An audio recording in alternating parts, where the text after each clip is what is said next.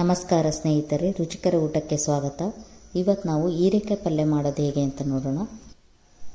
ಮೊದಲು ಒಂದು ಪಾತ್ರೆಗೆ 2 ಟೇಬಲ್ ಸ್ಪೂನ್ ಎಣ್ಣೆ ಹಾಕ್ಕೊಳ್ಬೇಕು.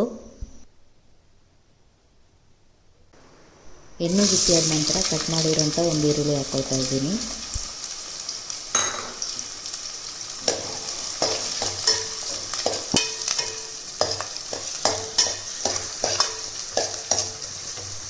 ಈರುಳ್ಳಿ ಸ್ವಲ್ಪ ಬೆಂದ ಮೇಲೆ ಕಟ್ ಮಾಡಿರೋಂಥ ಹೀರೆಕಾಯನ್ನು ಹಾಕ್ಕೊಳ್ಬೇಕು ಸ್ನೇಹಿತರೆ.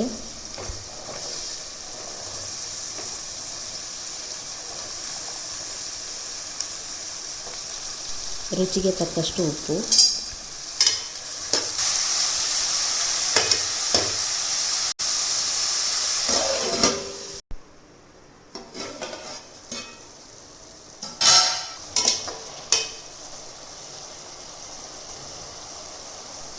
ಎರಡು ಟೀ ಸ್ಪೂನಷ್ಟು ಖಾರದ ಪುಡಿ,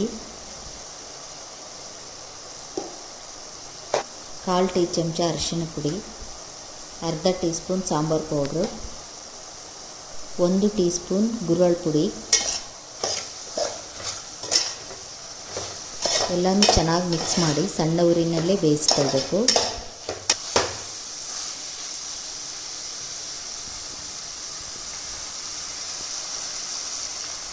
ಕೊನೆಯದಾಗಿ ಚಿಕ್ಕದಾಗಿ ಕಟ್ ಮಾಡಿರೋಂಥ ಒಂದು ಟೊಮೆಟೊ ಹಾಕ್ಕೊಳ್ತಾ ಇದ್ದೀನಿ.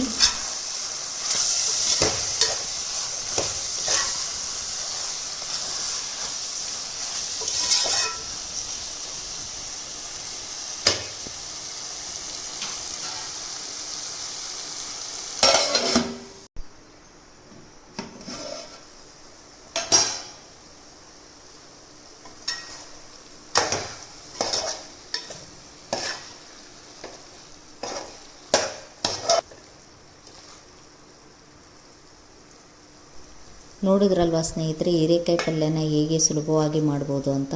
ಹೀಗೆ ಹೊಸ ರುಚಿಗಳೊಂದಿಗೆ ಮತ್ತೆ ಭೇಟಿಯಾಗೋಣ. ನಮಸ್ಕಾರಗಳು.